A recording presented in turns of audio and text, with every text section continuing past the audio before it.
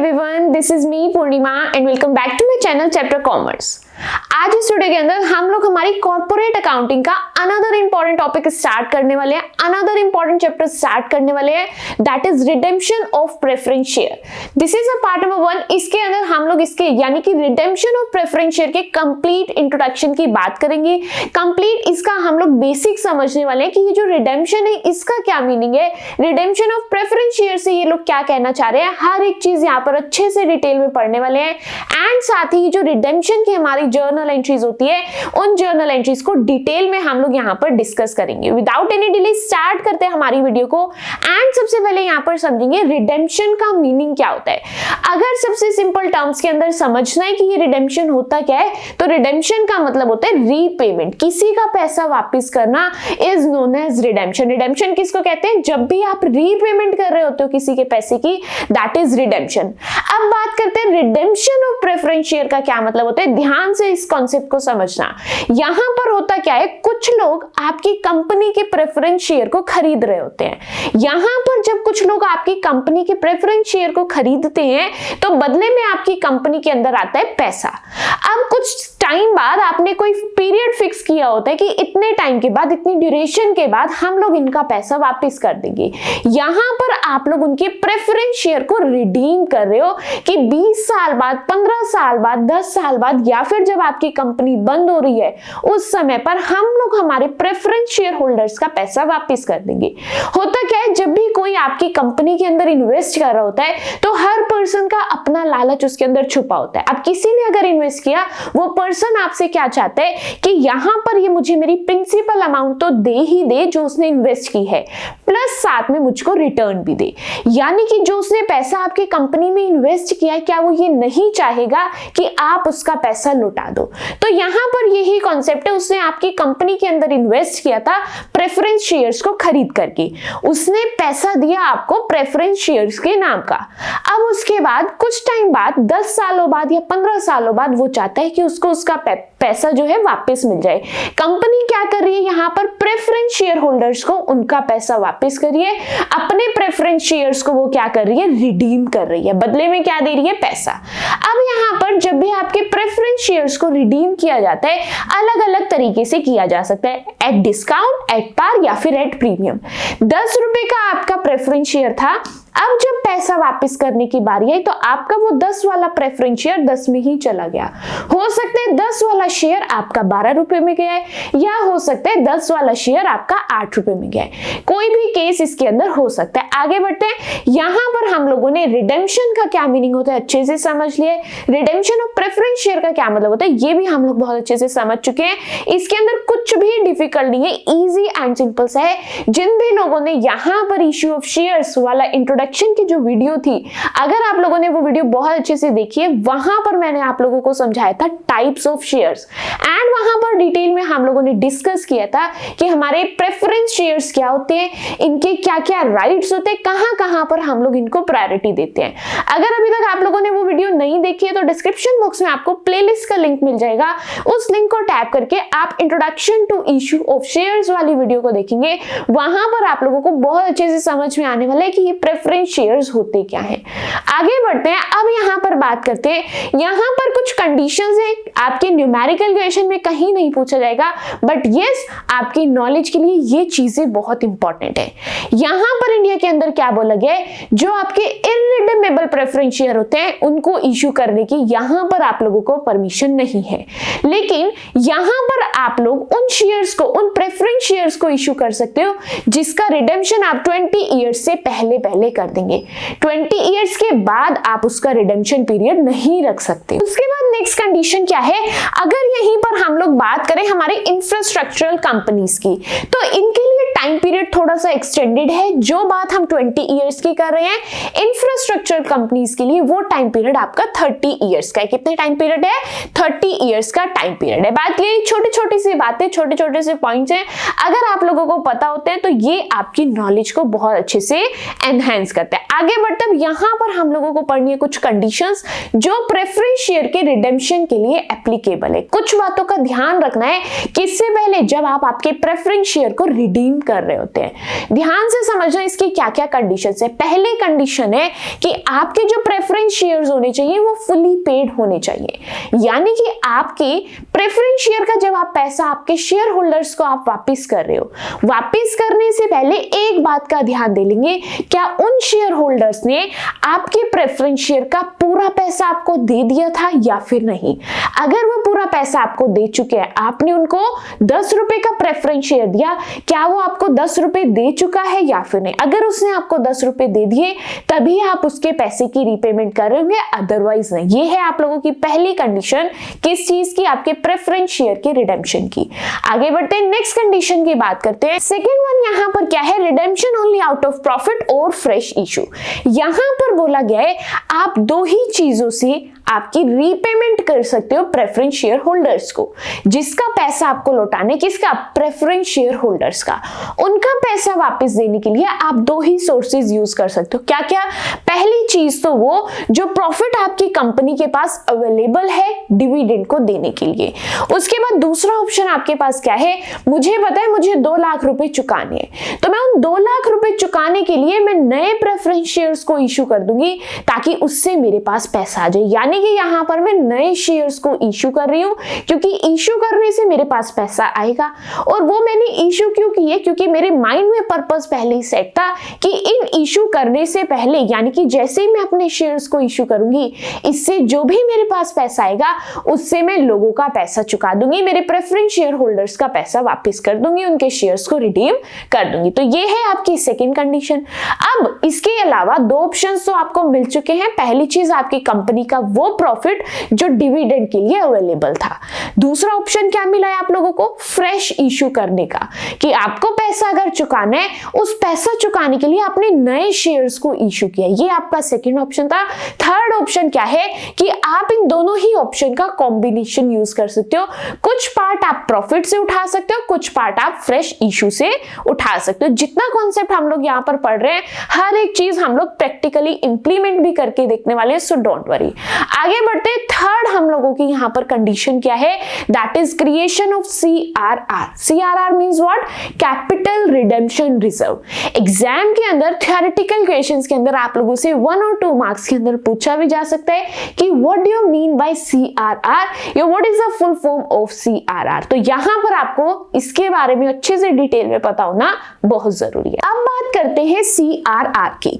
CRR के लिए यहाँ पर क्या बोला गया है, सपोज करते हैं आपको किसी के 2 लाख रुपए चुकाने हैं। कितना चुकाने हैं, 2 लाख रुपए चुकाने हैं, जिसमें से 50,000 रुपए आपके पास कैसे आ गए, फ्रेश इशू करके आ गए। कैसे आए, आपने कुछ शेयर्स फर्दर इशू किए जिससे आपके हाथ में 50,000 रुपए आ गए। 3 लाख सपोज करते 2 लाख आपने चुकाने थे, 50,000 आपके हाथ में आ चुके। कितने लेफ्ट है यहाँ पर, 1,50,000 अभी भी लेफ्ट है। तो यहाँ पर क्या बोला जाता है कि कभी भी अगर आपको किसी का भी पैसा चुकाना है तो आप उसका पैसा उसके नाम का अलग करके पहले ही रख लेंगे। तो यहाँ पर जब भी आपको प्रेफरेंस शेयर्स का पैसा रिडीम करना है, यहाँ पर उनके शेयर्स का रिडेम्पशन करना है, तो आप उनका पैसा कहां पर अलग करके रखेंगे, आपके CRR के अंदर, that means capital redemption reserve के अंदर। और अच्छे से समझ आएगा जब हम लोग इसके न्यूमेरिकल क्वेश्चंस को कर रहे होंगे। आगे बढ़ते हैं, नेक्स्ट ऑप्शन आप लोगों के पास क्या है, that is provision for premium on redemption.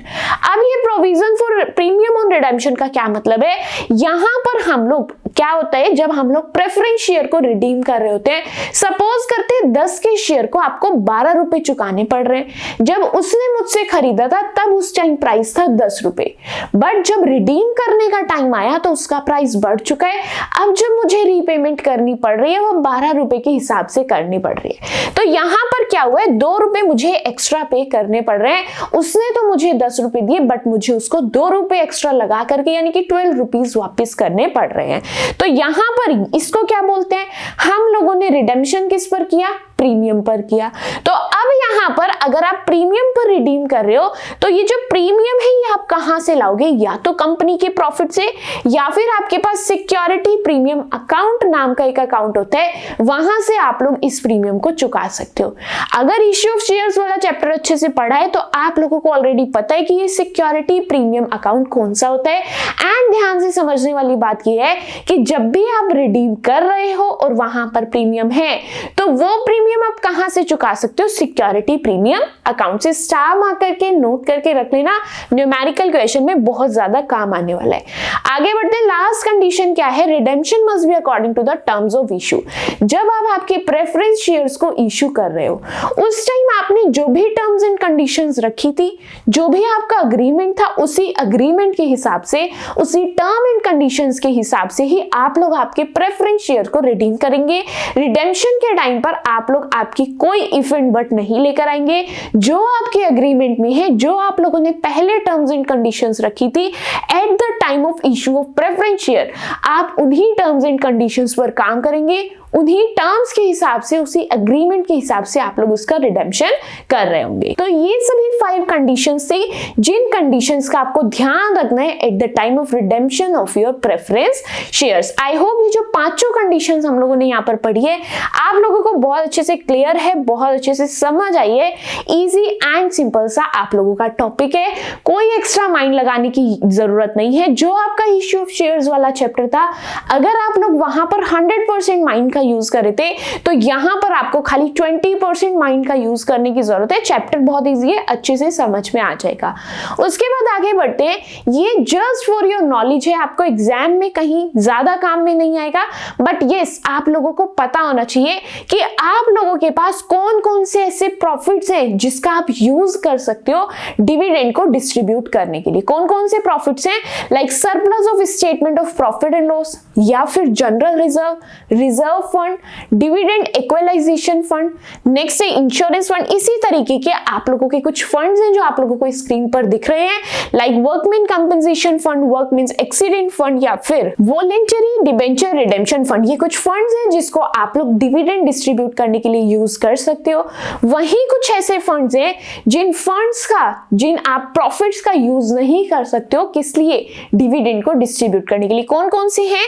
Security premium account, capital reserve, share for future account, profit prior to incorporation, next है डेवलपमेंट रिबेट रिजर्व। इन रिजर्व्स का, इन प्रॉफिट्स का आप लोग यूज नहीं कर सकते हो डिविडेंड को डिस्ट्रीब्यूट करने के लिए। आई होप बहुत अच्छे से समझ आया है। आगे बढ़ते हैं, एंड यहां पर अब हम लोगों को हमारी अकाउंटिंग एंट्रीज समझनी है, अकाउंटिंग ट्रीटमेंट समझना है, एंड हमारी जर्नल एंट्रीज को यहां पर बहुत अच्छे से सीखना है, ताकि न्यूमेरिकल क्वेश्चंस को हम लोग बहुत इजीली यहां पर सॉल्व कर पाए। सबसे पहले यहां पर फर्स्ट मेथड हम लोग देखने वाले हैं। फर्स्ट मेथड कौन सा है कि रिडेम्पशन के टाइम पर आप लोग सोचते हो कि क्यों हम कंपनी का पैसा यूज करें, इससे अच्छा ऑप्शन ये है कि हम इतने ही अमाउंट की फ्रेश इशू कर देते। क्या कर लेते? इतने ही अमाउंट की फ्रेश इशू कर लेते, ये मेरे शेयर्स जाएंगे, मेरे हाथ में कैश आ जाएगा, यही कैश मैं मेरे प्रेफरेंस शेयर होल्डर्स को दे दूंगी, बाहरों बाहर मेरा सारा काम खत्म हो जाएगा, मुझे मेरी कंपनी का कैश छेड़ने की जरूरत ही नहीं पड़ेगी। तो यहां पर कंपनी क्या चूज करती है कि चलो क्यों ना हम लोग फ्रेश इशू कर दें, अपने नए शेयर्स को इशू कर देते हैं, जो पैसा आएगा बाहर से बाहर ही मेरे प्रेफरेंस शेयर होल्डर्स के पास चला जाएगा। अब मैं क्या कर रही हूँ? फ्रेश इशू कर रही हूँ। क्या कर रही हूँ? फ्रेश इशू कर रही हूँ। तो वापिस से घूम करके अपने कौन से चैप्टर की तरफ जाने? Issue of your equity shares. जहां पर हम लोगों ने इशू ऑफ शेयर्स के बारे में पढ़ा था, वही मेरे कॉन्सेप्ट्स वापस से मुड़ करके मेरे पास आ जाएंगे, वही सेम कॉन्सेप्ट्स को मुझे यूज करना है, बट यस थोड़े से इजी लेवल पर, थोड़े से बेसिक लेवल पर। ज्यादा यहाँ पर ना कॉलिन एरियर है ना ज्यादा कॉलिन एडवांस है। आज की वीडियो में ध्यान से समझना, यहां पर अब इन्होंने डिसाइड किया है हम लोग फ्रेश इशू करने वाले हैं, वो भी एट पार। किस पर करने वाले हैं? एट पार पर। मेरा 10 रुपए का शेयर है, मैं इशू भी 10 रुपए में ही कर रही हूं। तो उसकी जर्नल एंट्री क्या है? Bank account debit to share application account. क्या है journal entry? Bank account debit to share application account. यहां पर मेरे पास एप्लीकेशन का पैसा आया है, मैंने जस्ट अभी पब्लिक को ऑफर किया है, पब्लिक ने उसके लिए अप्लाई किया है। अब मेरे पास जो भी पैसा आया है, मैं उसको एक सिंगल कैपिटल अकाउंट के अंदर ट्रांसफर करूंगी, that is share capital account. तो सेकंड एंट्री क्या बनेगी? Share application account debit to share capital account. That's it. ये दो जर्नल एंट्रीज हैं, जब कभी भी आप लोग फ्रेश इशू कर रहे हैं, वो भी एट पार। किस पर कर रहे हैं? At par. अब इसके अलावा मेरे पास सेकंड ऑप्शन क्या हो सकता है? मैं अब एट पार पर नहीं, एट प्रीमियम पर इशू करूंगी। 10 रुपए का शेयर 12 रुपए में इशू करूंगी। मेरा शेयर तो 10 रुपए का है, बट मैं लोगों से 12 रुपए हर शेयर का का लेना चाहूंगी। तो एंट्री क्या होगी, फर्स्ट एंट्री आपकी सेम रहेगी, bank account debit to share application account. Second entry आपकी पूरी सेम है, share application account debit to share capital. Just एक डिफरेंस है, जो आप एक्स्ट्रा का पैसा ले रहे हो उसको आपको एक एक्स्ट्रा के अकाउंट के अंदर ही रखना होता है, दैट इज यहां पर सिक्योरिटी प्रीमियम अकाउंट। कौन सा अकाउंट है, सिक्योरिटी प्रीमियम अकाउंट। आपने कितने रुपए फालतू लिए हैं, 2 रुपए, आपके नंबर ऑफ शेयर है 1000, तो यहां पर 2 रुपए 1000 शेयर्स के आप लोग अलग ही अकाउंट में लिख रहे हो, that is security premium account. I hope बहुत अच्छे से समझ आए। ये था आपका सेकंड केस, जब भी आप फ्रेश इशू तो कर रहे हो बट एट प्रीमियम। आगे बढ़ते अब यहां पर हम लोगों को क्या देखना है कि हम लोग अल्टीमेटली बात किसकी कर रहे हैं, रिडेम्पशन ऑफ प्रेफरेंस शेयर की। मुझे मेरे प्रेफरेंस शेयर का पैसा वापस करना है, प्रेफरेंस शेयर होल्डर्स को उनका पैसा चुकाना है। अब उनका पैसा मैं प्रीमियम पर चुका रही हूं, दैट मींस उनके 10 रुपए मेरे पास थे, लेकिन जब पैसा चुकाने की बारी आई तो मुझे 10 की बजाय 12 रुपए देने पड़ रहे हैं। 2 रुपए का मुझे नुकसान खुद झेलना पड़ रहा है। तो अब यहां पर आपको क्या कंडीशन दी जा रही है कि अगर आपके पास सिक्योरिटी प्रीमियम नाम का रिजर्व रखा है पहले से ही, तो आप अपना ये जो नुकसान है, कौन सा नुकसान, प्रीमियम ऑन रिडेम्पशन। कौन सा नुकसान, प्रीमियम ऑन रिडेम्पशन। रिडीम करते टाइम जो आपको प्रीमियम देना पड़ रहा है, जो आपको एक्स्ट्रा पैसा देना पड़ रहा है, इसका नुकसान आप कहां से पूरा करोगे, सिक्योरिटी प्रीमियम अकाउंट से। कहां से पूरा करोगे, सिक्योरिटी प्रीमियम अकाउंट से। सपोज करते हैं आपके पास ये सिक्योरिटी प्रीमियम अकाउंट नहीं है, तो क्या ये इस नुकसान की भरपाई नहीं होगी, नो। यहां पर तब भी हम लोग इस नुकसान की भरपाई कर रहे होंगे, लेकिन उस टाइम में कौन सा अकाउंट यूज कर रहे होंगे, that will be surplus account, that will be surplus account. Surplus of what, your statement of profit and loss. किसका, आप जो आपको statement of profit and loss बना रहे हैं उसमें अगर आप प्रॉफिट आपको हो रहा है तो उस प्रॉफिट से आप लोग इस नुकसान की भरपाई कर रहे होंगे। एंट्री समझ आई, तो यानी कि यहां पर हम लोगों को क्या समझना है कि जो भी हम लोग रिडेम्पशन के टाइम पर प्रीमियम पे कर रहे हैं उसकी भरपाई कहां से होगी, या तो सिक्योरिटी प्रीमियम से, या फिर आपके पास दूसरा ऑप्शन है सरप्लस अकाउंट से। नेक्स्ट आगे बढ़ते हैं एंड यहां पर हम लोगों को सीखना है कि हम लोग किस तरीके से यहां पर अमाउंट्स को फिल करने वाले हैं। लाइक हम लोगों को क्या कर रहे हैं, जितना भी पोर्शन मुझे शेयर होल्डर्स को पे करना है एंड वो पोर्शन मुझे फ्रेश इशू से नहीं मिला, तो उतना पोर्शन मुझे सीआरआर में ट्रांसफर करना पड़ेगा।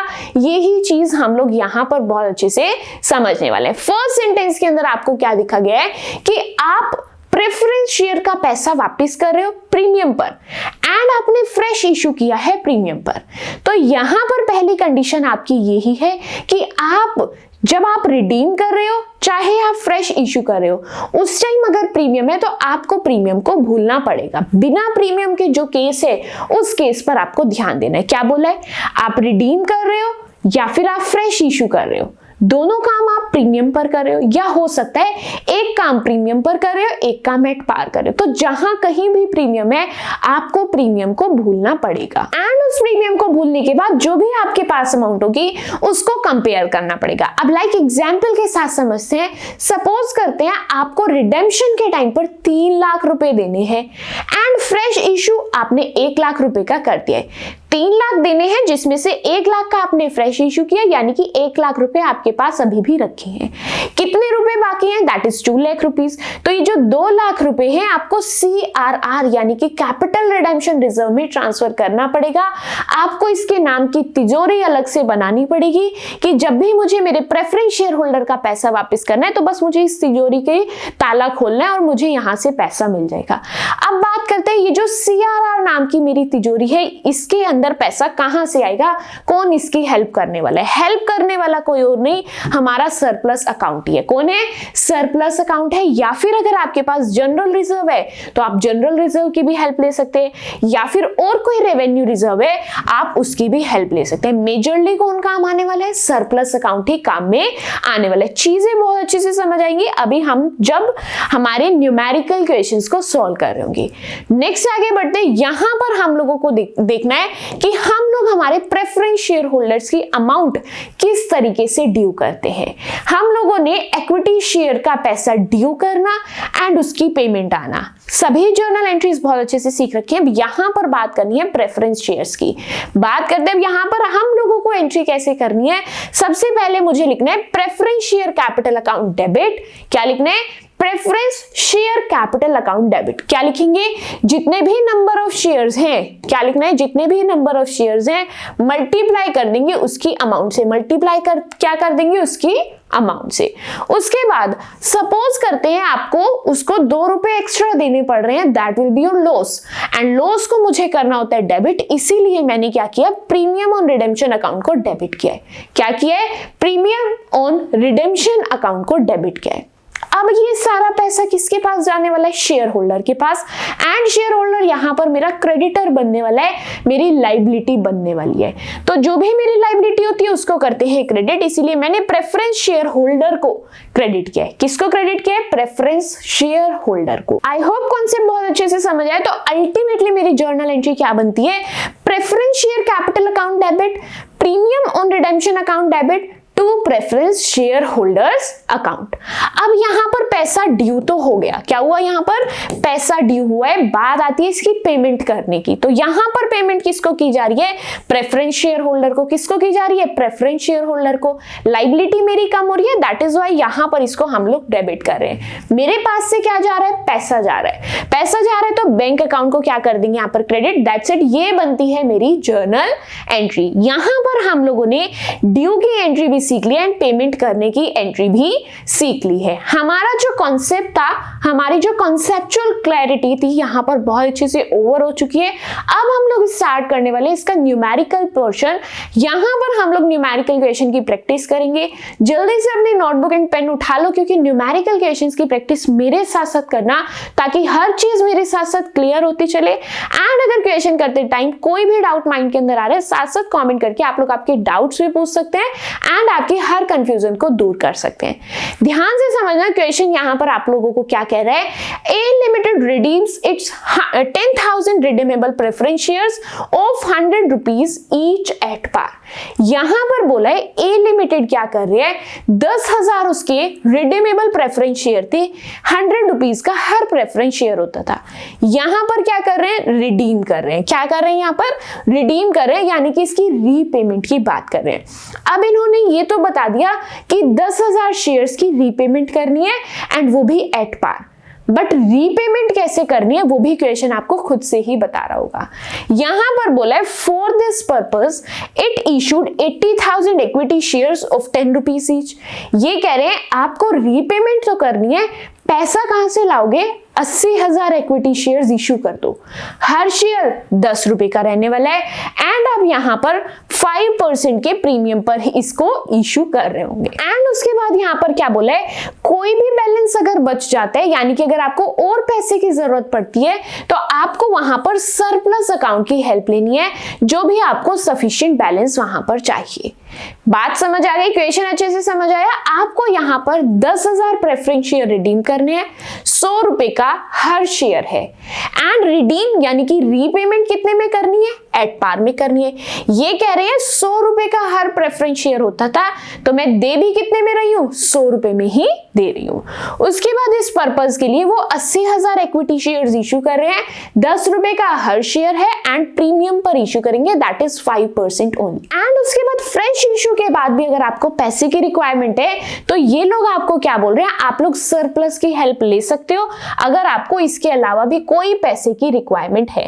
तो अब यहां पर मेरे साथ साथ सबसे पहले क्या करना पड़ेगा? हमको कैलकुलेट करना पड़ेगा कि एक्चुअल में मुझे कितने पैसे की जरूरत है। कितने पैसे की जरूरत है कैसे पता लगाएंगे? मुझे देखना है कि मुझे कितना पैसा लौटाना है। क्या देखना है? मुझे कितना पैसा लौटाना है। कैसे कैलकुलेट करना है ध्यान से समझना। यहां पर हम लोग लिखेंगे amount payable at the time of redemption. क्या लिखेंगे? Amount payable at the time of redemption. क्या लिखेंगे? Amount payable at the time of redemption. सबसे पहले मैं यहां पर क्या चेक कर रही हूं कि जब मुझे मेरे प्रेफरेंस शेयर होल्डर्स को पैसा देना है, उनका पैसा मैं दे रही हूं at the time of redemption, मुझे उनको कितना पैसा देना है। कैसे पता लगाएंगे? मुझे बताएंगे नंबर ऑफ शेयर्स कितने हैं, that is 10,000। Number of shares कितने हैं आपके? That is 10,000। हर शेयर कितने का है? 100 रुपीज का। हर शेयर यहां पर मेरा 100 रुपीज का है। दैट मीन्स जब मैं उसकी रीपेमेंट कर रही होंगी, मुझे उसको 10 लाख रुपीज देने होंगे। कितने देने होंगे मुझे उसको? 10 लाख रुपीस। अब यहाँ पर बात एट पार की हुई है, दैट मीन्स 10 लाख पर बात खत्म होती है। ना मुझे इसके अंदर कोई एक्स्ट्रा पैसा ऐड करने की जरूरत है, ना इसमें से पैसा निकालने की जरूरत है। 10,000 शेयर्स है, 100 रुपीज का हर शेयर है, दैट मीन्स 10 लाख रुपीज यहाँ पर मुझे देने हैं। ये मैंने कैलकुलेशन की है रिडेम्पशन की, कि मुझे कितना पैसा देना है। अब इन्होंने कहा आप इक्विटी शेयर्स को इशू कर दो। क्या करना है? इक्विटी शेयर्स को इशू करना है। अब इक्विटी शेयर्स को 10 रुपए का इशू करना है, लेकिन साथ में प्रीमियम भी लगाना है। साथ में क्या लगाना है? प्रीमियम भी लगाना है। अब यहां पर देखते हैं, यहां पर हम लोग इक्विटी शेयर्स को इशू कर रहे हैं। इक्विटी शेयर्स इशूड, यहां पर मेरे इक्विटी शेयर्स जो है इशू हो चुके हैं। अब इसके अंदर मेरा दो तरीके का पैसा होगा, एक होगा शेयर कैपिटल का एंड एक होगा सिक्योरिटी प्रीमियम का। दो तरीके का पैसा होगा, एक शेयर कैपिटल का यानी कि जो उसकी कॉस्ट है, एंड दूसरा पैसा होगा सिक्योरिटी प्रीमियम का, जितना वो एक्स्ट्रा अर्न कर रहे हैं। शेयर कैपिटल के आगे कितनी अमाउंट आएगी? नंबर ऑफ शेयर्स है 80,000 एंड हर शेयर है आपका 10 रुपीज का। दैट मीन्स कितना अर्न कर पा रहे हो, कितना पैसा मिल पा रहा है यहाँ पर? 8 लाख रुपीज। अब बात करते हैं प्रीमियम की। नंबर ऑफ शेयर्स कितने हैं? 80,000 एंड प्रीमियम कितने का है यहाँ पर? That is 0.50। कितने का है प्रीमियम? 0.50। मल्टीप्लाई करते हैं यहाँ पर, that will B 40,000 rupees. That will B 40,000 rupees. ध्यान से समझते, यहां पर सबसे पहले मैंने लिखा कि रिडेम्पशन के टाइम पर मुझे कितना पैसा देना है। 10,000 शेयर्स है, 100 रुपए मुझे हर शेयर को देने हैं। दैट मीन्स टोटल मुझे 10 लाख रुपीज रीपे करने हैं। उसके बाद यहां पर रीपे यानी कि ये 10 लाख रुपए लाए कहां से जाएं? यहां पर इन्होंने ऑप्शन दिया आप इक्विटी शेयर्स इशू कर दो, जिससे आपके हाथ में पैसा आ जाएगा। हमने कहा ठीक है, हम इशू कर देते हैं। अब उन्होंने कहा 10 रुपए का हर शेयर देना एंड 5% का प्रीमियम लगाते चलना। तो मैंने क्या किया, शेयर कैपिटल का पैसा अलग कर लिया, यानी कि जितने का मेरा शेयर था, एंड जितना मैं एक्स्ट्रा अर्न कर रही हूं यानी कि सिक्योरिटी प्रीमियम का पैसा मैंने अलग कर लिया। नंबर ऑफ शेयर्स कितने इशू करने बोला है? 80,000। तो 80,000 की मल्टीप्लाई करेंगे 10 रुपीज से, क्योंकि हर शेयर 10 रुपीज का होता था। दैट मीन्स 8 लाख रुपीज मेरे पास यहां से आ गए। उसके बाद सिक्योरिटी प्रीमियम कितने का था? 5% का। 10 रुपीज का 5% विल बी 0.50। मल्टीप्लाई कर लो, नंबर ऑफ शेयर्स है 80,000 एंड 0.50 आप लोग अर्न कर रहे हो एक्स्ट्रा। दैट इज आपके पास टोटल एक्स्ट्रा अर्निंग आ रही है 40,000 रुपीज की। इतनी बात समझ आई? अब हम लोग क्या करेंगे, अपनी एक एक कंफ्यूजन को दूर करेंगे। फर्स्ट जर्नल एंट्री मेरी क्या होगी, मैं फ्रेश इशू कर रही हूँ। क्या कर रही हूँ? फ्रेश इशू कर रही हूँ। कितने में फ्रेश इशू कर रही हूँ? यहां पर मेरे नंबर ऑफ शेयर्स है 80,000। कितने हैं?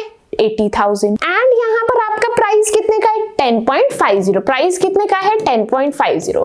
10.50 कैसे है? 10 रुपीज का आपका शेयर था एंड 0.50 आपका प्रीमियम है। दैट मीन्स यहाँ पर आप लोगों की कितनी अमाउंट आ जाएगी? 8,40,000 रुपीज। कितनी अमाउंट आ जाएगी? 8,40,000 रुपीज। क्या जर्नल एंट्री के अंदर कोई भी डाउट है? नहीं। क्यों? क्योंकि हमारी जो जर्नल एंट्रीज है सिंपल है। जब भी मैं मेरा फ्रेश इशू करती हूँ शेयर्स का, मेरी पहली जर्नल एंट्री क्या होती है? Bank account to share application and allotment account.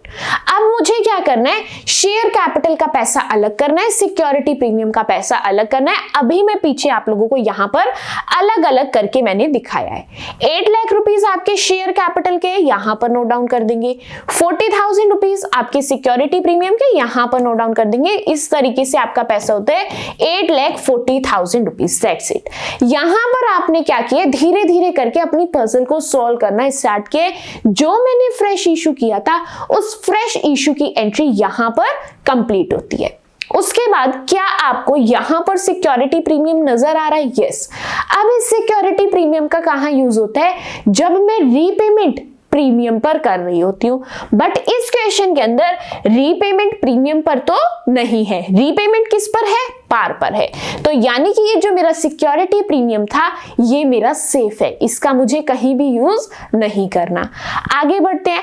अब बारी आती है कि मुझे मेरे जो शेयर होल्डर है, कौन से प्रेफरेंस शेयर होल्डर्स हैं, उनका पैसा तो मुझे देना पड़ेगा। पैसा कितना देना है 10 लाख।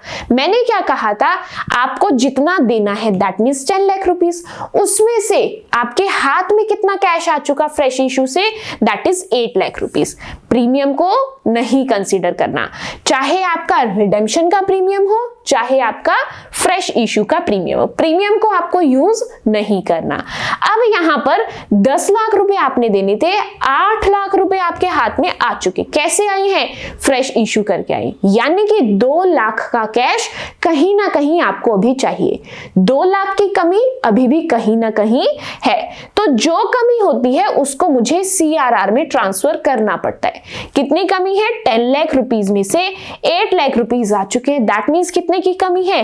2 लाख की। कितने की कमी है? 2 लाख की। एंड क्वेश्चन ने खुद बोला जो भी कमी है सरप्लस से पूरी कर लो। तो अब नेक्स्ट मेरी जर्नल एंट्री क्या बनेगी? मुझे मेरे सरप्लस से ये CRR क्रिएट करना है। क्या करना है? सरप्लस से CRR क्रिएट करना है। तो यहां पर जर्नल एंट्री करेंगे सरप्लस अकाउंट डेबिट। क्या करेंगे? Surplus account debit to capital redemption reserve. मैं यहां पर शॉर्ट में लिख रही हूं, दैट इज CRR। आपको वहां पर यानी कि एग्जाम के अंदर फुल फॉर्म से यूज करनी है, that is capital redemption reserve. कितना पैसा मुझे सरप्लस से ट्रांसफर करने की जरूरत है? That is 2 lakh rupees. कितना पैसा ट्रांसफर करना है? That is 2 lakh rupees. अब यहां पर फ्रेश इशू मेरा हो चुका है, जितने की मुझे कमी पड़ रही थी वो पैसा भी मैं अलग कर चुकी हूँ। एट लास्ट कुछ नहीं करना, मुझे मेरे शेयर होल्डर्स को बताना है कि आपका इतना पैसा ड्यू है। क्या बताना है? कि आप लोगों का इतना पैसा ड्यू है एंड उनकी पेमेंट मुझे यहां पर कर देनी है। अब पैसा ड्यू करने की आप लोगों की जर्नल एंट्री क्या होती है? यहां पर नोट डाउन करेंगे preference share capital account debit. क्या जर्नल एंट्री होती है? Preference share capital account debit to preference, क्या लिखेंगे? To preference share holders account, to preference share holders account. ये क्या किया हम लोगों ने? ये हम लोगों ने हमारी जो रीपेमेंट थी, हम उन लोगों को जस्ट बता रहे हैं कि अब आपका पैसा वापस करने वाले हैं, यानी कि यहां पर हम लोगों ने रीपेमेंट को ड्यू किया है। रीपेमेंट कितने की करनी है, कहां से पता लगेगा? अभी हम लोगों ने पीछे कैलकुलेशन की है कि रीपेमेंट यानी कि पेबल कितना है रिडेम्पशन के टाइम पर, that is 10 lakh rupees. Repayment कितने की करनी है? That is 10 lakh rupees. तो मैं क्या करूंगी, यहां पर अमाउंट को फिल कर देंगे, दैट इज 10 लाख रुपीस। कितने अमाउंट की रीपेमेंट करनी है? 10 लाख रुपीस की। अभी ये जो जर्नल एंट्री थी ये ड्यू की थी। किसकी जर्नल एंट्री थी? ये ड्यू की थी। अब मैं एक्चुअल में उनको पे कर रही हूं, तो जब भी एक्चुअल में पे करते हैं तो यहां पर जर्नल एंट्री बनती है preference share holders account debit.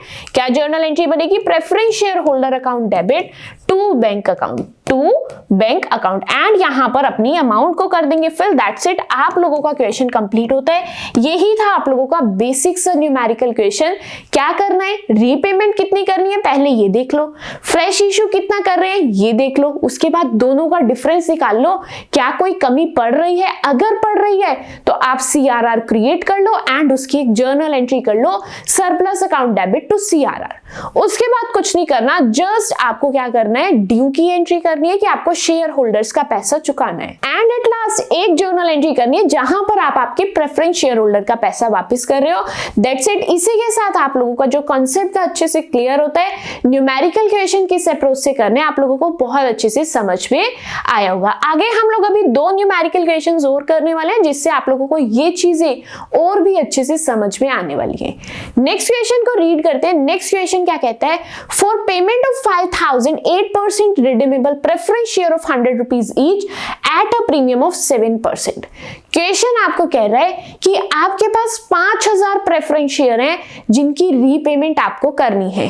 अब प्रेफरेंस शेयर तो आपका 100 रुपए का होता था, लेकिन उस पे आपको प्रीमियम भी देना पड़ेगा, एक्स्ट्रा पैसा भी देना पड़ेगा। कितना एक्स्ट्रा पैसा देंगे? That is 7%। तो हम लोग यहाँ पर सॉल्यूशन कैसे करेंगे? स्टेप बाय स्टेप अपनी पजल को सॉल्व करेंगे ताकि न्यूमेरिकल क्वेश्चन मेरा इजीली सॉल्व होता चला जाए। सबसे पहले मैं देखती हूँ मेरे प्रेफरेंस शेयर की फेस वैल्यू क्या थी। क्या देख रही हूँ कि मेरे प्रेफरेंस शेयर जिसकी ये बात कर रहे हैं, जिसका पैसा ये रिडीम करवाना चाह रहे हैं, उसकी फेस वैल्यू क्या है, यानी कि एक्चुअल में वो शेयर कितने का है। तो नंबर ऑफ शेयर्स तो ये मुझे कह रही है आपके नंबर ऑफ शेयर्स है 5000 एंड आपका हर शेयर कितने का होता है? दैट इज 100 रुपीज का। हर शेयर कितने का होता है? 100 रुपीज का, यानी कि मुझे 5 लाख रुपीज ही देने पड़ते। बट यहां पर इन्होंने बोला है आपको प्रीमियम भी देना पड़ेगा। क्या देना पड़ेगा? आपको यहां पर इसके साथ साथ प्रीमियम भी देना पड़ेगा।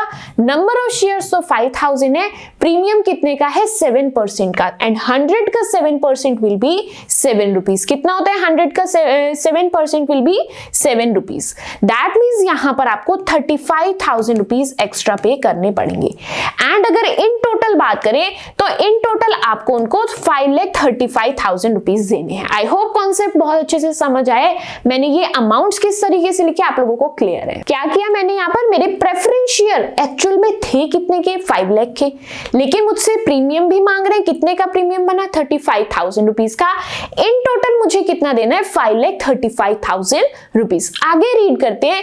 यहां पर इन्होंने बोला company use it's surplus. Redemption के लिए कंपनी क्या यूज कर रही है? सरप्लस का यूज कर रही है। किस लिए? जो भी उसको रीपेमेंट उनके प्रेफरेंस शेयर्स की करनी है। सबसे पहली चीज एक एक करके जो मुझे सीखना है, यहां पर सबसे पहली चीज क्या है? आप लोग प्रीमियम पर दे रहे हो, यानी कि आपका एक्स्ट्रा खर्चा हो रहा है। एंड ये जो एक्स्ट्रा खर्चा होता है मुझे दोनों चीज अरेंज करनी है। पहली चीज, मैंने यहां पर कोई फ्रेश इशू नहीं किया, ना मेरे हाथ में कोई कैश आया, तो मुझे मेरे 5 लाख रुपीज कैश का भी अरेंजमेंट करना है, एंड ये जो ऊपर का 35,000 देना है इसका भी अरेंजमेंट करना है। अब अरेंजमेंट करने के लिए मेरे पास कोई ऑप्शन नहीं दिया, मेरे पास खाली एक ही ऑप्शन है, दैट इज सरप्लस। तो मुझे कुछ नहीं करना, प्रीमियम का जो खर्चा चुकाना है वो भी सरप्लस देगा, जो मुझे एक्चुअल फेस वैल्यू देनी है वो भी सरप्लस देगा। लेकिन जो एक्चुअल फेस वैल्यू होती है उस फेस वैल्यू को मुझे पहले CRR में ट्रांसफर करना पड़ता है। जितना यहां पर भी क्या करना है, प्रीमियम को नहीं मिलाना। कितना आपका एक्चुअल वैल्यू है? 5 लाख रुपीस। इस एक्चुअल 5 लाख रुपीस को सबसे पहले CRR में ट्रांसफर करते हैं, यानी कि यहां पर मुझे क्लियर हो रहा है मुझे पहले 2 एंट्रीज करनी है। कौन कौन सी? फेस वैल्यू का पैसा कहां से आएगा ये, उसके बाद प्रीमियम का पैसा कहां से आएगा ये दोनों जर्नल एंट्रीज करते हैं। इसी तरीके से हमारी जो पजल है स्टेप बाय स्टेप सोल्व हो जाएगी। स्टार्ट करते हैं जर्नल एंट्री को करना।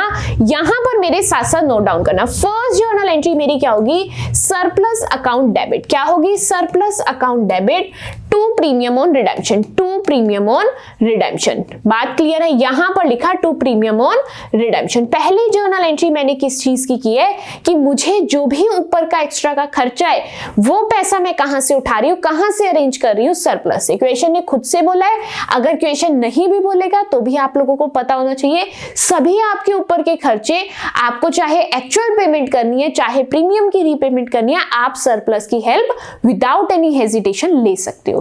अब उसके बाद आपको प्रीमियम कितना पे करना है? That is 35,000 rupees. मैंने यहां पर नोट डाउन कर दिया 35,000 रुपीज। अब प्रीमियम की तो बात हो गई, उसकी एक्चुअल फेस वैल्यू क्या है उसका भी पैसा आपको अरेंज करना पड़ेगा। एंड उसका जो भी पैसा होता है मुझे अलग किस तिजोरी में रखना होता है? That is CRR। किस तिजोरी में रखते हैं? CRR की में। तो यहां पर हम लोग सेकंड जो जर्नल एंट्री करेंगे that will be surplus account debit. That will be surplus account debit to CRR। क्या लिखेंगे? Surplus account debit to CRR। कितना पैसे की जरूरत है? 35 का अरेंजमेंट हो चुका है। कितने की जरूरत है? That is 5 lakh rupees. कितने की जरूरत है आपको? 5 लाख रुपीस की और जरूरत है। आपका टोटल अरेंजमेंट हो चुका है। अब आप लोगों ने टोटल अरेंजमेंट कर लिया है। लास्ट 2 एंट्रीज बचती है, पहली ड्यू की एंड दूसरी रीपेमेंट की। स्टार्ट करते हैं ड्यू की जर्नल एंट्री को करना। आप लोगों के क्वेश्चन में क्या बोला है? यहां पर आपके 8% रिडीमेबल प्रेफरेंस शेयर है, तो यहां पर हम लोग क्या लिखेंगे?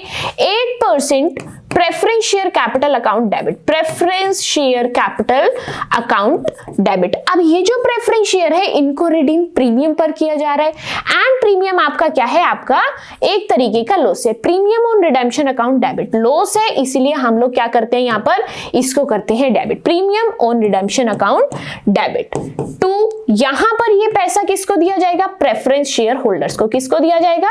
प्रेफरेंस शेयर होल्डर्स को, इसलिए प्रेफरेंस शेयर होल्डर्स अकाउंट को कर दिया यहां पर क्रेडिट। अब कुछ नहीं करना, जस्ट मेरी अमाउंट को फिल करना है।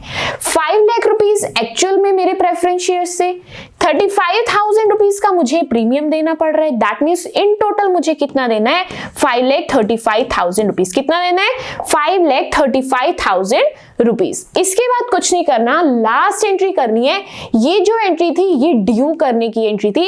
अब मैं एक्चुअल में मेरे शेयर होल्डर को पेमेंट कर रही हूं, तो यहां पर मेरी लास्ट जर्नल एंट्री क्या होगी, preference share holders account debit, preference share holders account debit to bank account. क्या लिखेंगे, टू बैंक अकाउंट। एक्चुअल में कितना पे करना है, दैट विल बी 5,35,000। जो यहाँ प्रेफरेंस शेयर होल्डर्स के आगे अमाउंट है उसी अमाउंट को हम लोग यहाँ पर फिल कर देंगे, 5,35,000 रुपीज। यही अमाउंट हम लोग क्रेडिट साइड लिखेंगे, 5,35,000 रुपीज। That's it. आप लोगों का सेकेंड न्यूमेरिकल क्वेश्चन भी इसी के साथ कंप्लीट होता है। सिंपल सा आप लोगों का कॉन्सेप्ट था। हम लोग एट पार पर भी रिडीम करना सीख चुके हैं एंड हम लोग साथ ही यहाँ पर एट प्रीमियम पर रिडीम करना भी सीख चुके हैं। फ्रेश इशू से कैसे रिडीम करना है एंड बिना कुछ फ्रेश इशू किए भी कैसे रिडीम करना है, दोनों कॉन्सेप्ट हम लोगों को यहाँ पर क्लियर है। लास्ट क्वेश्चन करते हैं, अपने कॉन्सेप्ट की यहाँ पर क्लैरिटी करते हैं। नेक्स्ट क्वेश्चन यहाँ पर क्या कहते हैं, a company has 4,000 redeemable preference share of 100 rupees each fully paid. एक कंपनी है जिसके पास 4,000 प्रेफरेंस शेयर है, 100 रुपए का हर प्रेफरेंस शेयर होता था। उसके बाद कंपनी डिसाइड करती है शेयर्स 31 मार्च को रिडीम करेंगे, वो भी प्रीमियम पर। प्रीमियम है आपका 5% का, दैट मीन्स 5 रुपीज का। कितने का प्रीमियम है आपका, 5 रुपीज का। उसके बाद कंपनी क्या कहती है कि ये जो मुझे पैसा चुकाना है, ये पैसा कहां से लाऊं, पैसा अरेंज कहां से करना है, वो डिसाइड करते हैं। हम 1,000 तो इक्विटी शेयर्स इशू कर देंगे, 100 रुपए का हर शेयर होगा एंड उसको हम प्रीमियम पर इशू करेंगे 10% के। उसके बाद हम लोग कुछ डिबेंचर्स इशू कर देंगे। डरने वाली कोई बात नहीं है, जैसे हम लोग शेयर्स की एंट्री करते हैं वैसे ही हम लोग डिबेंचर की भी एंट्री करते हैं, बस नाम चेंज होता है। इक्विटी शेयर की जगह डिबेंचर टर्म यूज करते हैं, इसके अलावा कोई चेंज नहीं है। आगे बढ़ते हैं। उसके बाद फुली सब्सक्राइब्ड है एंड आपको पूरी अमाउंट रिसीव हो रही है। एंड अगर आपको किसी भी पैसे की कमी पड़ती है तो आप वो पैसा सरप्लस से ले सकते हैं।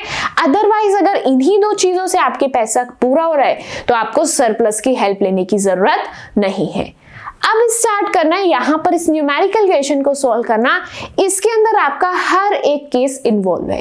यहाँ पर आप इशू भी प्रीमियम पर कर रहे हैं एंड रिडीम भी प्रीमियम पर कर रहे हैं। अब देखते हैं इस तरीके के केस को हम लोगों को कैसे सॉल्व करना होता है। कुछ भी काम करने से पहले सबसे पहले तो मुझे देखना है मुझे अमाउंट कितनी पे करनी है। क्या देखना है, मुझे अमाउंट कितनी पे करनी है। सबसे पहले मैं फेस वैल्यू देखती हूँ कि मेरे प्रेफरेंस शेयर की फेस वैल्यू कितनी है। नंबर ऑफ शेयर्स कितने हैं, 4,000 एंड फेस वैल्यू कितनी है, दैट इज 100 रुपीज। यानी कि आपकी फेस वैल्यू है 4 लाख रुपीज की। उसके बाद आपको यहाँ पर प्रीमियम भी देना है। क्या देना है, यहाँ पर प्रीमियम भी देना है। कितने का प्रीमियम है आपका, यहाँ पर 5% का, यानी कि 5 रुपीज का आपका प्रीमियम है। स्टार्ट करते हैं। नंबर ऑफ शेयर्स है 4,000 एंड प्रीमियम है 5 रुपीज का। दैट मीन्स कितना पैसा देना है, 20,000 रुपीज।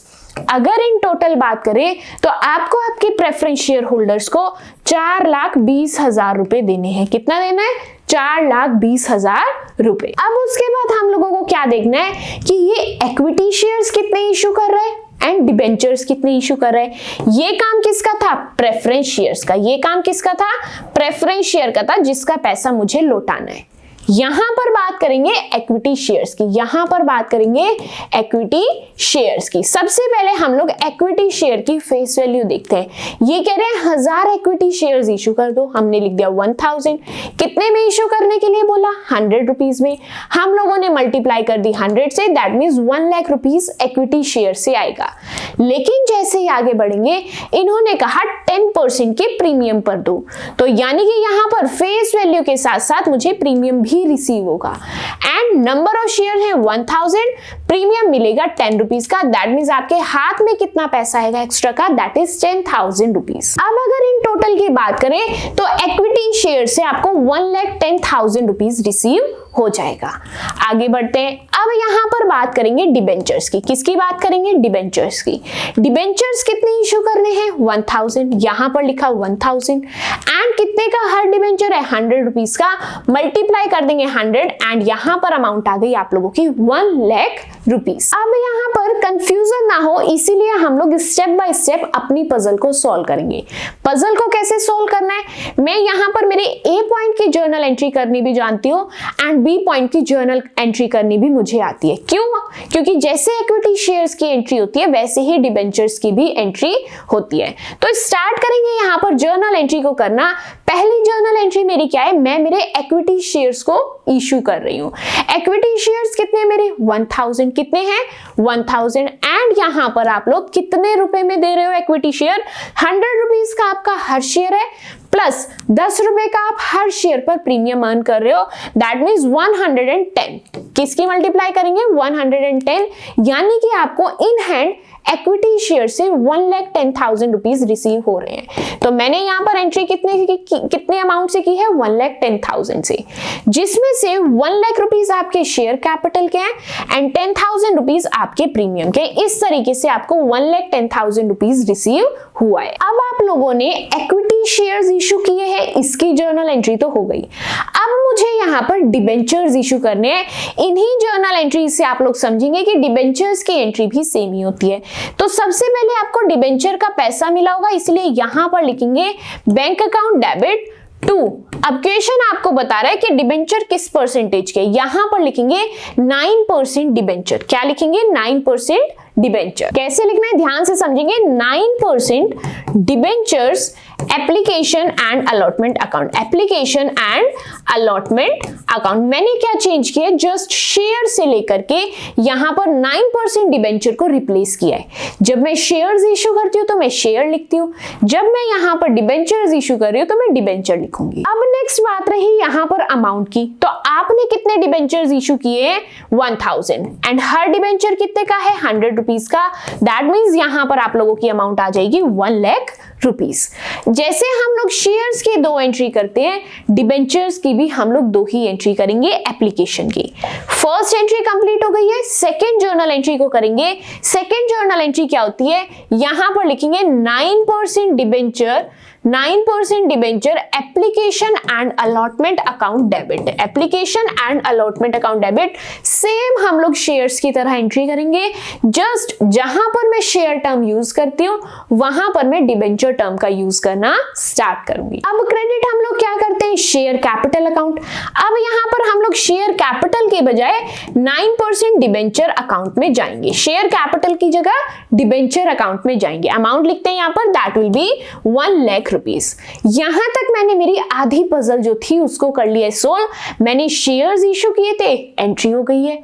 मैंने डिबेंचर्स इशू किए थे, वो भी एंट्री हो चुकी है। अब नेक्स्ट मुझे क्या करना है, मुझे हिसाब लगाना है। हिसाब किस चीज का, कि क्या मुझे किसी एक्स्ट्रा पैसे की जरूरत है, एंड दूसरी चीज क्वेश्चन में आपको क्या करना था, आपने जो रीपेमेंट करनी थी प्रीमियम पर करनी थी। किस पर करनी थी, प्रीमियम पर। यानी कि अगर मैं कंक्लूड करके समराइज करके बोलूं तो मैंने जो इशू किया एंट्री हो चुकी है। अब एक्स्ट्रा पैसा कहां से अरेंज करना है, इसकी एंट्रीज मुझे करनी है। लाइक मुझे यहाँ पर प्रीमियम देना है, यानी कि ऊपर का कुछ पैसा देना है, दैट इज 20,000 रुपीज। ये 20,000 रुपए कहां से आने वाले हैं, इसका अरेंजमेंट मुझको करना है। कैसे करना है, मैंने आपको बोला था प्रीमियम आप लोग कहां से चुका सकते हो, सिक्योरिटी प्रीमियम से। अपनी जर्नल एंट्री चेक कर लो, क्या जर्नल एंट्री में कहीं पर भी आपको सिक्योरिटी प्रीमियम मिला है। यस, इस क्वेश्चन में मैंने जब इक्विटी शेयर्स इशू किए वहां से मुझे सिक्योरिटी प्रीमियम मिला। मैं इसी प्रीमियम का यूज उस प्रीमियम के लिए कर लूंगी। दैट मींस मेरी जर्नल एंट्री क्या रहेगी, ध्यान से समझना। यहां पर लिखेंगे सिक्योरिटी प्रीमियम अकाउंट डेबिट। क्या लिखेंगे, security premium account debit to किस प्रीमियम का पैसा देना है मुझे, प्रीमियम ऑन रिडेम्पशन अकाउंट। किसका पैसा देना है, premium on redemption account. I hope आपको कॉन्सेप्ट अच्छे से समझ में आ रहा है कि मुझे जो नेक्स्ट जर्नल एंट्री करनी है वो पैसा कहां से अरेंज करना है, इसकी करनी है। जो मैं इशू कर चुकी हूं उसका पैसा आ गया, उसकी टेंशन नहीं लेनी है। जो पैसा बच गया है उसकी टेंशन मुझे लेनी है। अब इस प्रीमियम का पैसा ये प्रीमियम चुका देगा, तो मुझे किसी बात की टेंशन लेने की जरूरत नहीं है। पहले मुझे देखना है कि मुझे प्रीमियम देना कितना है। देने तो मुझे 20,000 रुपीज है, तो मैं क्या करूंगी, जाके अपनी जर्नल एंट्री में यहां पर 20,000 लिख दिया। कहां लिखा, प्रीमियम रिडेम्पशन अकाउंट के आगे। अब मुझे देखना है ये जो मैंने सिक्योरिटी प्रीमियम डेबिट किया, क्या उसमें इतना पैसा है? यहां पर तो खाली 10,000 रुपीज है। कितने हैं? खाली 10,000 रुपीज है, लेकिन आपको तो 20,000 चाहिए थे। बात समझ आ रही है? यहां पर आपको देना कितना है? 20,000, लेकिन आपको सिक्योरिटी प्रीमियम कितना दे रहा है? खाली 10,000। कितने की कमी रहती है? 10,000 की कमी अभी भी है। एंड जब भी कमी हो वहां पर आपकी हेल्प करने कौन आता है? That is surplus account. कौन हेल्प करने आते हैं? That is surplus account. I hope ये जो जर्नल एंट्री है बहुत अच्छे से क्लियर है, अच्छे से समझ आ गई है। क्या करना है आपको? स्टार मार्क करके लिख लेना जब भी आपको रिडीम प्रीमियम पर करना है। तो सबसे पहले ढूंढो क्या सिक्योरिटी प्रीमियम कहीं से भी अर्न हुआ है या फिर नहीं। अगर सिक्योरिटी प्रीमियम है तो पहली नजर, पहली हेल्प लेने किसके पास जाना है? सिक्योरिटी प्रीमियम के पास। अब यहां पर मुझे प्रीमियम तो देना था, मैंने लिखा प्रीमियम 20,000। मैं गई सिक्योरिटी प्रीमियम के पास, सिक्योरिटी प्रीमियम ने अपनी पॉकेट दिखाई कि मेरी पॉकेट में खाली 10,000 रुपीज ही है, जो बचे हुए 10,000 है उसका अरेंजमेंट तुम कर लो। तो यहां पर अरेंजमेंट करने के लिए आखिरी हेल्प लेने में किसके पास जाती हूँ? That is surplus account. तो जो 10,000 की कमी थी मैं सरप्लस के पास गई, उसने मुझको 10,000 दे दिए। इस तरीके से आपका प्रीमियम ऑन रिडेम्पशन अकाउंट यहां पर क्लियर होता है। अब उसके बाद मुझे क्या देखना है? वापस चलो अपने वर्किंग नोट की तरफ। यहां पर मैंने प्रीमियम का तो जुगाड़ कर लिया। किसका पैसा चाहिए? फेस वैल्यू का। प्रीमियम का पैसा आ गया, कुछ सिक्योरिटी प्रीमियम ने दे दिया, कुछ सरप्लस ने दे दिया। अब यहां पर बात करनी है फेस वैल्यू की। फेस वैल्यू के नाम के मुझे 4 लाख रुपए चाहिए थे। अब मुझे देखना है कि यहां पर मैंने फ्रेश इशू भी किया है, यानी कि बाहर से ही मेरे पास कुछ कैश भी आ गया। कितना कैश आया? क्या मैं इक्विटी शेयर्स को देखूं, मैं डिबेंचर को देखूं, या दोनों को देखूं? स्टार मार्क कर लो। यहां पर आपने शेयर्स को देखना है। किसको देखना है? शेयर्स को। तो यहां पर आप लोग ध्यान देंगे आपने शेयर्स कितने के इशू किए हैं। फिर कंफ्यूज हो गए, अमाउंट कौन सी पिक कर रहे होंगे? 1,10,000 नहीं। मैं आपको पीछे कॉन्सेप्ट में भी समझा के आई हूं एंड प्रीवियस न्यूमेरिकल्स में भी समझाया है। जब भी आप फेस वैल्यू की बात कर रहे हो तो आपको फेस वैल्यू का कंपैरिजन फेस वैल्यू से ही करना है, प्रीमियम से नहीं करना। मैं इसके प्रीमियम का भी काम कर चुकी हूँ एंड मैं इसके प्रीमियम का यूज भी कर चुकी हूं। दैट मींस फेस वैल्यू का जुगाड़ फेस वैल्यू ही करवाएगी। 4 लाख रुपए चाहिए, इक्विटी शेयर कह रहे हैं 1 लाख रुपए मेरे पास है, 1 लाख कैश उन्होंने दे दिया। कैसे करना है ध्यान से समझना। CRR में कितना पैसा आएगा? 4 लाख रुपीस की फेस वैल्यू आपको चाहिए थी। कहां से आएगी 4 लाख? यहां से। समझ आ गया? उसमें से आपके हाथ में इक्विटी शेयर होल्डर्स ने कुछ कैश रख दिया। कितना कैश रख दिया? 1 लाख रुपीस। कहां से आया ये 1 लाख? यहां पर आपके ये लिखा है इक्विटी शेयर के 1 लाख। फेस वैल्यू का कंपैरिजन फेस वैल्यू से, यानी कि अभी भी आपको 3 लाख रुपीस की जरूरत है। कितने की जरूरत है? 3 लाख रुपीस की जरूरत है, जिसका अरेंजमेंट आपको करना है। कहीं से अरेंजमेंट नहीं हुआ। लास्ट हेल्प किसकी लोगे? आपने हेल्प लेनी है सरप्लस की। किसकी हेल्प लेनी है? सरप्लस की। तो यानी कि यहां पर मेरी जर्नल एंट्री क्या होगी? That will be surplus account debit. क्या होगी journal entry? Surplus account debit to CRR। क्या एंट्री करेंगे? Surplus account debit to CRR and amount लिख देंगे यहां पर 3 लाख रुपीस। कैसे आया ये 3 लाख? आपके 4 लाख में से हम लोगों ने 1 लाख माइनस कर दिए, दैट इज 3 लाख रुपीस। अब उसके बाद आपकी ऑलमोस्ट सारी पजल जो है वो सोल्व हो चुकी है। लास्ट की 2 जर्नल एंट्रीज करनी बाकी है। कौन कौन सी? एक ड्यू की, एक पेमेंट की। कौन कौन सी जर्नल एंट्रीज बाकी? एक ड्यू की एंड एक पेमेंट की। ड्यू की जर्नल एंट्री क्या होती है? Preference share capital account debit. क्या होती है? Preference share capital account debit.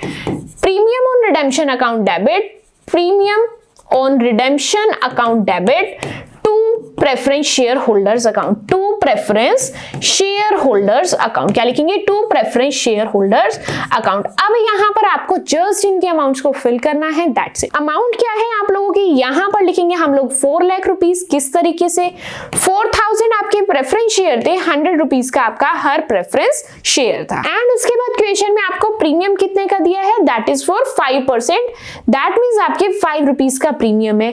यहां पर लिखेंगे 4,000 multiply by 5, that means amount आ जाएगी यहाँ पर 20,000 रुपीज। बात क्लियर है?